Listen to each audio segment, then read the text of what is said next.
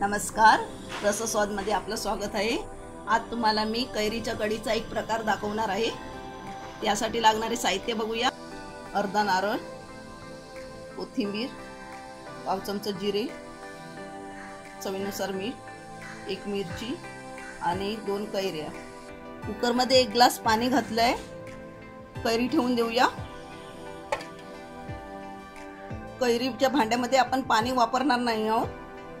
बिना पाणीचे आपण 2 शिट्या करून घेणार आहोत। झाकण लावून कैरीला 2 शिट्या करून घेऊया। हे साहित्य सगळं मिक्सरला बारीक करून घेऊया।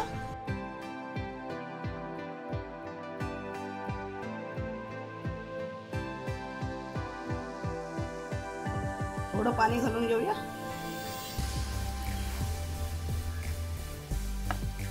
मिक्सरला लावून घेऊया। कैरीची साल काढून घेऊया। हे थंड झाल्यानंतरच साल काढायची आहे।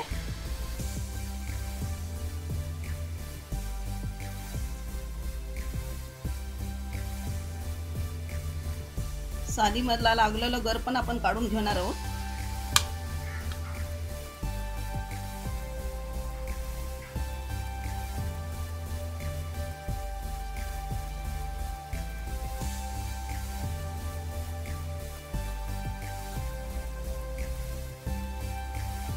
कैरीचा गर काढून झाला।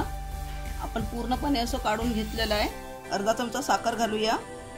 साखर हे ऑप्शनल आहे, नाही वापरली तरी चालेल। कैरी घालून घेऊया।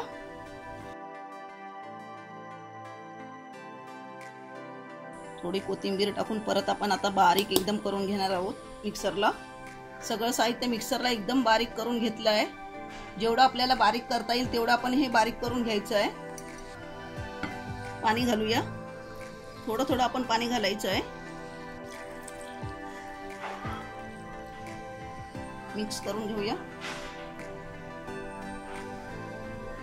आंबा कढी आपली चांगली मिक्स झाली आहे। यामध्ये आपण 3 ग्लास पाणी वापरलं आहे। थोडंसं मीठ घालूया। वरून कोथिंबीर थोडी।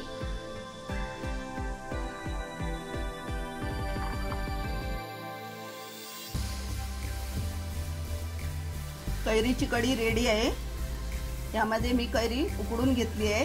त्या उकडल्यामुळे त्या कैरीचं एक अलग प्रकारची टेस्ट येते। तर मार्केटमध्ये आता अशी कैरी भरपूर प्रमाणात उपलब्ध आहे। तर अशा प्रकारे ही तुम्ही करून बघा आणि मला सांगायला विसरू नका। हा व्हिडिओ आवडला असेल तर लाईक करा आणि रसस्वादला सबस्क्राईब करा। धन्यवाद।